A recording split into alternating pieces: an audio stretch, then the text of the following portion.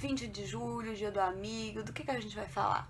A gente vai falar de amizade. Vamos falar de amizade? Oi, gente, tudo bem? Eu sou a Ana Lu e eu li História da Menina Perdida, da Helena Ferrante. Então, finalmente chegamos ao último volume da tetralogia napolitana. Se você caiu aqui de paraquedas, eu não recomendo que você assista esse vídeo porque, enfim, ele fala do final de uma série.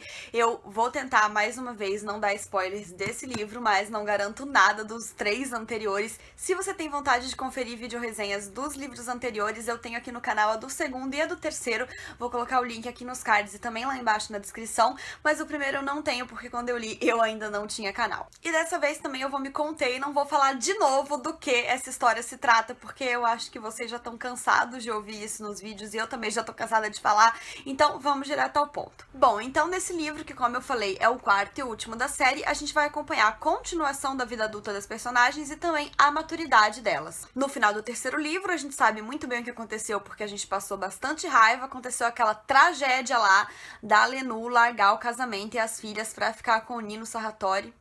Um minuto de silêncio. E o começo da história desse 4º livro já vai deixar claro que sim, ela voltou pra Nápoles, ela foi viver com o Nino, ela fez essa besteira e a gente sabe que isso vai render muita história, muita treta, porque 1. Lenú com o Nino. 2. Lenú em Nápoles, né? Então ela voltou pra Nápoles, que foi onde tudo começou e muita coisa aconteceu. E esse retorno dela pra italiana, né? Eu sou de família italiana, tô falando de um livro italiano, acho que se prender minha mão eu fico muda. Então esse retorno dela pra Nápoles vai ser bastante significativo, até porque quem já leu a série sabe que Nápoles é quase um personagem da história, muito além de ser somente o cenário onde as coisas acontecem, porque a cidade é muito presente na história, ela tem muito impacto na vida de todos os personagens, meio que muita coisa gira em torno dessa cidade. Então assim, não dá nem de longe pra dizer que ela é só um plano de fundo, porque ela é o centro do universo. De retorno ao bairro, então a Lenú vai voltar a viver perto de toda aquela galera que a gente já conhece, principalmente do 1º e do 2º livro. E eu vou ser sincera, assim, tinham personagens que eu já tinha,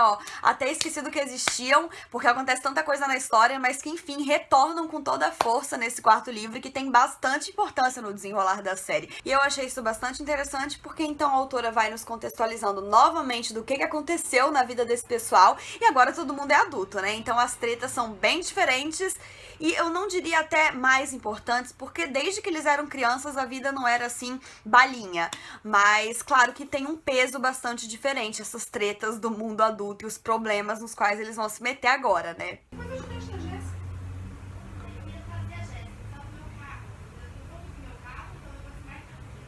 Outra coisa bastante importante, que é importante ao longo da série como um todo, é o período político no qual a história está se desenrolando. Então, assim, desde o início a gente já sabia que não era nada moleza, assim, que a vida das pessoas naquele gueto, né, naquele bairro do subúrbio de Nápoles não era fácil, nunca foi, mas encarar a realidade de bosta que esses personagens estão vivendo agora enquanto adultos não deixa de ser muito triste, até porque, amando ou odiando eles, a verdade é que a gente acompanhou o crescimento deles, né, é como se esse livro, se essa obra fosse um grande romance de formação de muitas pessoas juntas, por mais que a gente não acompanhe todas o tempo todo, a gente cria um certo apego com eles, a gente cria um laço, né, porque a gente tá vendo ali. Então, assim, acompanhar essas pessoas que a gente viu, crianças num cenário de bosta, adolescentes num cenário de bosta, sendo adultas num cenário de bosta e fazendo cagada e, enfim, é muito triste. Eu não consigo não me envolver, então eu fiquei bastante chateada com o rumo que a maioria dos personagens tomou. E, assim, não só em relação ao contexto político per se, mas a barra pesa pra todos os lados. Então, assim, vai ter droga, vai ter violência, vai ter morte. E por mais que, assim, a gente meio que já imaginasse que o rumo da vida deles daria nisso,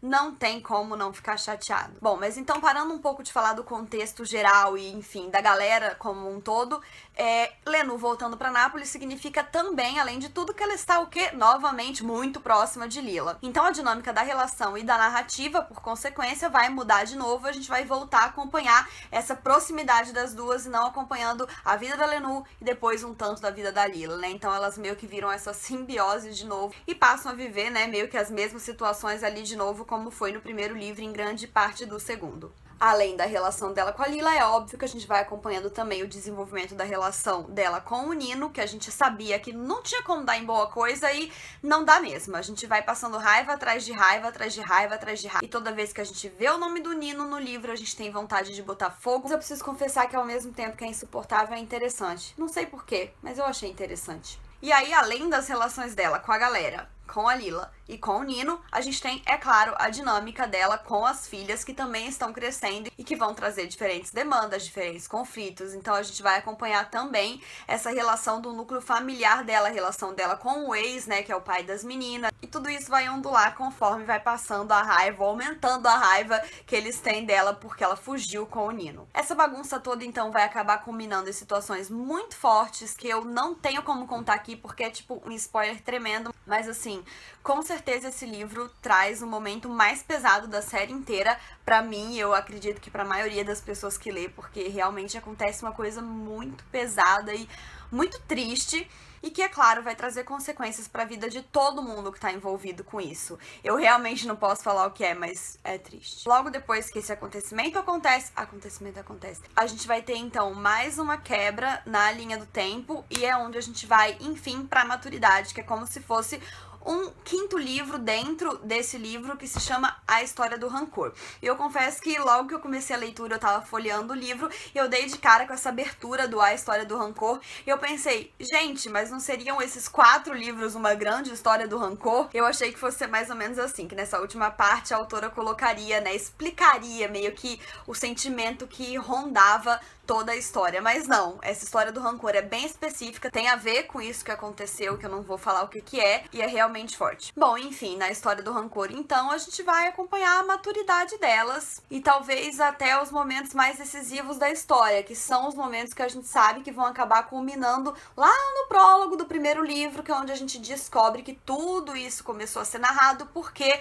a Lila desapareceu, que foi uma coisa que ela disse a vida inteira que ela queria fazer, que era sumir sem deixar vestígio nenhum. Então nesse finalzinho a gente sabe que eventualmente a gente vai chegar nesse momento, então tudo fica muito crucial e a gente quer engolir o livro pra saber o que tá acontecendo, o que ela tá pensando, o que a Lenu tá pensando nesses últimos momentos delas juntas, pra tentar entender qual foi a motivação final da Lila. E aí, é claro, né, a gente vai ficar até a última página com aquele suspensezinho do a gente vai saber o que aconteceu com a Lila ou não.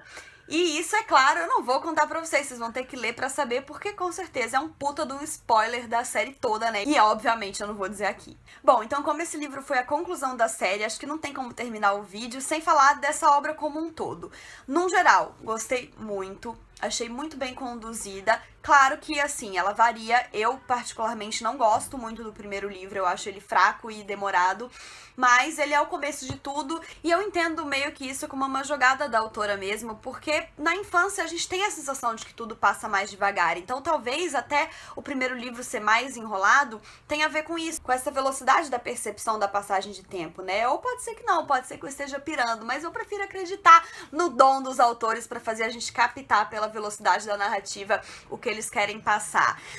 Eu acho que a série foi muito bem construída, os personagens são muito sólidos e muito tridimensionais. É uma série que eu recomendo muito. Agora que eu terminei, eu já tô doida pra ler os livros solo da autora. E quanto ao final por si só, eu fiquei pensando alguns dias depois que eu terminei de ler sobre o que eu achava daquele final. A princípio eu achei que o epílogo era desnecessário, mas depois fiquei pensando e não sei mais se é desnecessário, não cheguei a nenhuma conclusão. Eu acho que assim, como eu falei no meu vídeo de leituras de junho, se o final não é satisfatório, ele é no mínimo coerente e eu acho que isso já é o suficiente, sabe? Eu gostei de como a série se encerrou. Novamente, eu acho que ela foi muito bem construída. Então é isso, pessoal. Espero que tenham gostado do vídeo. Não esqueça de se inscrever no canal se ainda não for inscrito, dá um joinha se curtiu. Um beijo e até a próxima. Tchau!